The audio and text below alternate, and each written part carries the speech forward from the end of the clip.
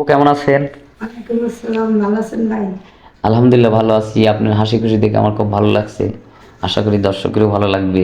হাসি খুশি কেন? নতুন ড্রেস পরছেন, নতুন ড্রেস কিনছেন এই জন্য? না, আমি ড্রেসটা কিনতে পারি নাই, আমার বান্ধবী থেকে নিয়ে আসছি। ও আপনার বান্ধবীর কাছ থেকে নিয়ে আসছেন, জি, এই জন্য আপনার খুব ভালো এবার লাগতেছে ভালো লাগতেছে যে যে নতুন ড্রেস পরে এক জায়গায় আসছেন। হ্যাঁ, হ্যাঁ, মনে হচ্ছে যে এরকম ড্রেস যদি নিজে কিনতে পারতাম সবচেয়ে ভালো হতো। হ্যাঁ, কে না চায়, সবাই তো চায় একটু ভালো পোশাক পরতে, ভালো খাবার খেতে, তাই না? জি। ইনশাল্লাহ হবে, একদিন হবে। নিরাশার কিছু নাই, আল্লাহ চাইলে সব কিছুই হবে। হ্যাঁ, যার কেউ নাই তার হচ্ছে আল্লাহ আছে, তাই না?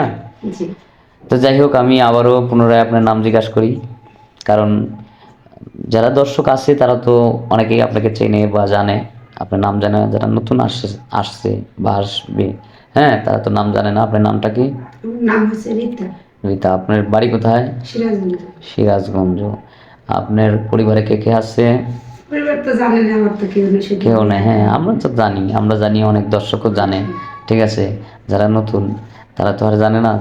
যদি অনেকেই মায়া করে হয়তো আপনাকে চায় বা বিয়ে করতে চায়, একটা সংসার যদি হয়, তো সেই জন্য অনেক কিছু জিজ্ঞাসা করতে হয়। জানা সত্ত্বেও জিজ্ঞাসা করতে হয়। অবশ্যই। হ্যাঁ, তো যাই হোক, এখন বাড়িঘরের কি অবস্থা? বাড়িঘরের অবস্থা এখন ওরকমই আছে ভাইয়া। আমি তো বর্তমানে বললাম যে এর আগে বলছিলাম আমি এক ভাবির কাছে নার্সে নিয়েছি, ওখানেই থাকি।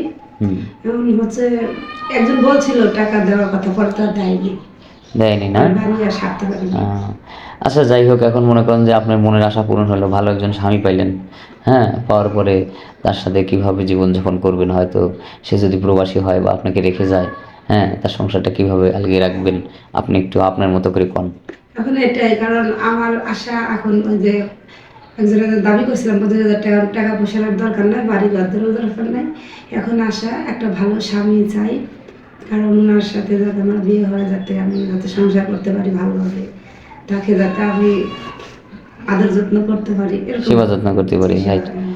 এখন মনে করেন আপনাকে রেখে সে প্রবাসে চলে গেল, তো টাকা পয়সা পাঠাইলো, পাঠানোর পরে আপনার কি, যদি হয়তো আপনি টাকা পয়সার দিকে পাড়া প্রতিবেশী দেবর আছেন অনেকেই, ভাবিকে ডাক দেয়, আপনার চেহারা মাশাআল্লাহ দেখতে খুবই সুন্দর, দেখা যায় কিছু প্রলোভন দেখালো যে হয়তো প্রবাসে আছে, স্বামী কাছে না কি হয়, এখন তো মানে যে কোনোভাবেই হোক আপনাকে সে কনভিন্স করে হচ্ছে আপনাকে সে নিয়ে যেতে চায়, তখন কি ওই স্বামীর রেখে ওই টাকা পয়সা নিয়ে তার সাথে চলে যাবেন, এরকম কোনো না, মন্তব্য? এটা না, কারণ আমার স্বামী আমাকে রেখে চলে গেছে, বিদেশে গেছে, উনি ইনকাম করবে, উনি আমার জন্যই তো গেছে, তাই না? হুম।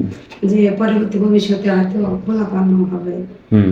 এই জন্য সেই চিন্তা ভাবনা করেই তো উনি বিদেশ গেছে। কারণ আমি যদি এগুলা কাজ করি যে আমার স্বামী নাই, আমি অন্য কেমন ভাবি করে ডাক দিল, আমার চেহারা সুন্দর করলো, ওর তো ক্ষণিকের জন্য আমাকে বললো ভাবির চেহারা খুব সুন্দর, চুলগুলো খুব ভালো লাগছে, ওটা তো আমি কাছে মানে এমনি ফাপড়, আমাকে যাতে করতে পারি, এটার লেগে যদি আমি ওই ছেলের সাথে আমি চলে যাবো হ্যান ত্যান, এগুলো তো হয় না, তাই না? ধন্যবাদ, খুশি হলাম যে আসলে আপনি অনেক জ্ঞানী।